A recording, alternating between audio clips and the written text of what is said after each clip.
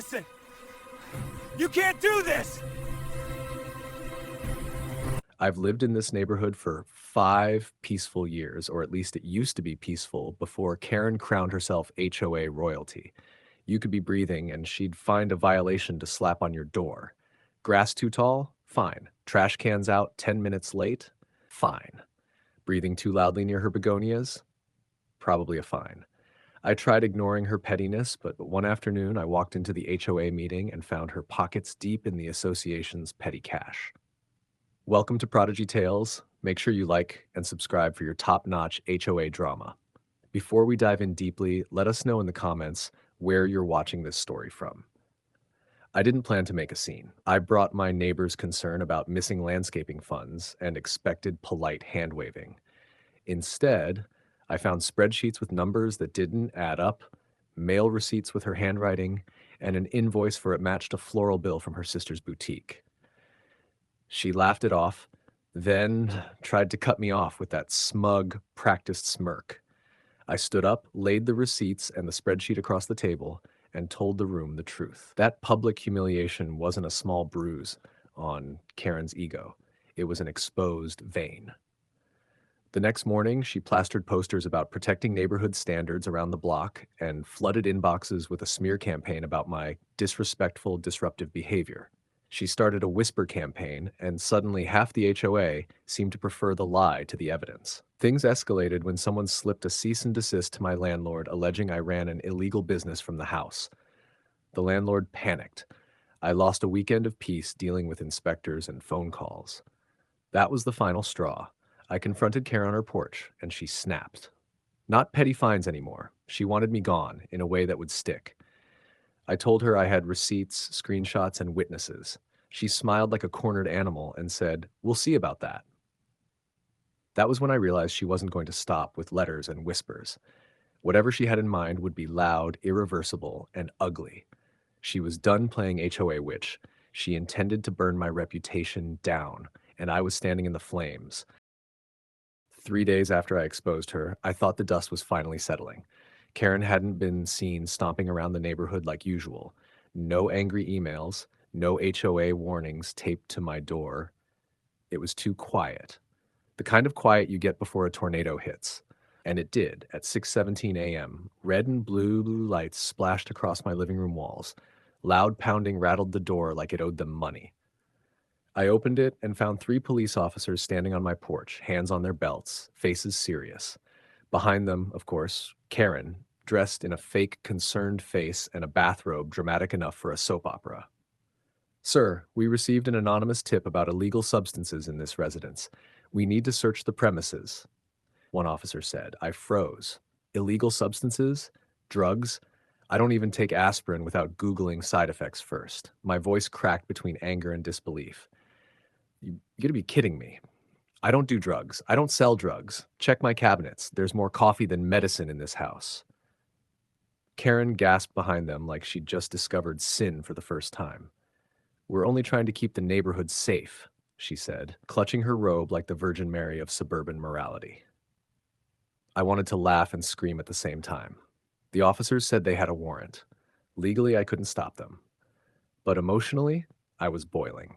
They stepped inside, boots on my rug, hands rummaging through drawers and shelves. My furniture was shifted, kitchen torn apart, bedroom turned inside out, and all I could do was stand there, furious, helpless, heart racing hard enough to break ribs.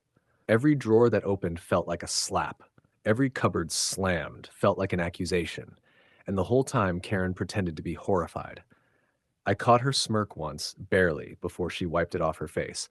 That's when the confusion turned into something darker. She did this. She wanted this.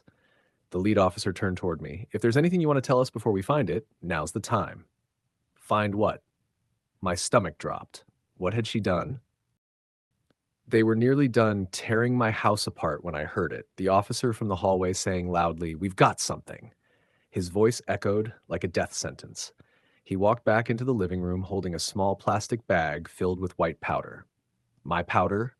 No. My heartbeat slammed against my chest so hard it hurt.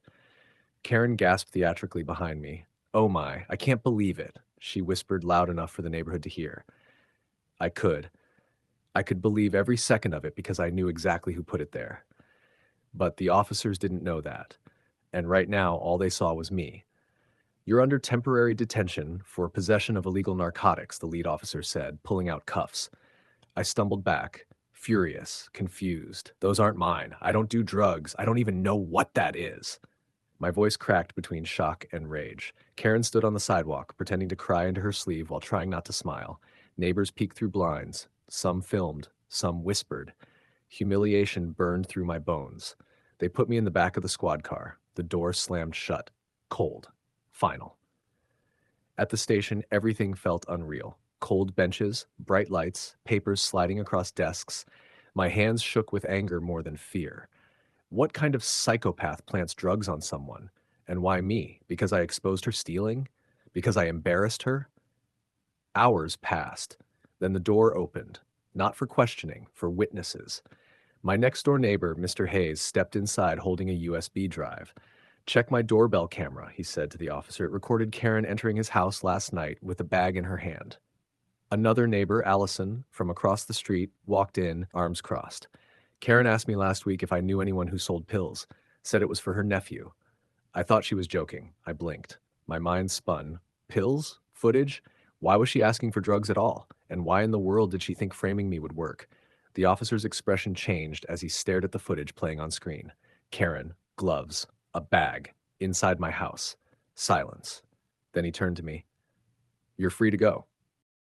By the time I got home, 2 patrol cars were parked outside Karen's house. Officers stood at her door while neighbors crowded the sidewalk like it was free entertainment. Karen stepped out in her robe, still clutching her coffee mug for dramatic effect. She tried smiling. It evaporated when she saw me. Free. Not in cuffs. Her face cracked. "Ma'am," an officer said calmly, "we need you to come with us for questioning." She laughed nervously. "Is this some kind of joke? He's the criminal, not me." The officer didn't argue. He pulled out a tablet, pressed play, and turned it towards her. There she was, recorded crystal clear on Mr. Hayes' doorbell cam the night before. Not knocking, not delivering cookies, kneeling, a lockpick set glinting in her hand. She twisted the tools inside my deadbolt, like she'd practiced. The camera caught the door unlocking, her slipping inside, and 3 minutes later, her sneaking back out with a small bag in her hand. Gasps rippled across the street. One neighbor whispered, "Oh my God." Another started recording on her phone. Karen froze. Her lips parted, eyes wide, skin pale like chalk. The officer paused the footage. "You will also be charged with filing a false police report, trespassing, evidence tampering, and possession of a controlled substance." Karen lost it. "You don't understand. He was going to ruin this neighborhood. He exposed me. I was protecting everything we built." Her voice cracked into a scream. Nobody stepped forward to defend her. The HOA board members quietly stepped away like they'd never met her. They cuffed her right there on her pristine porch, mugshot hair and all. By noon, the footage was everywhere. Group chats, neighborhood Facebook, even the local news. HOA president caught planting drugs at resident's home. Sponsors pulled out. The HOA board dissolved within the week. Karen's husband moved out. Her car got repossessed. Her mugshot became a meme. I pressed charges, breaking and entering, defamation, emotional harm. My lawyer smiled like Christmas came early. The community apologized. Some brought cookies, some brought beer. The judge gave her 8 years in prison and $250,000 in restitution. A $250,000 apology for the lies, the humiliation, and the handcuffs that should have been hers in the first place. All because she picked the wrong lock and the wrong neighbor. The end. Please like and subscribe for more HOA showdowns like this. Do you think Karen got what she deserved? Comment below.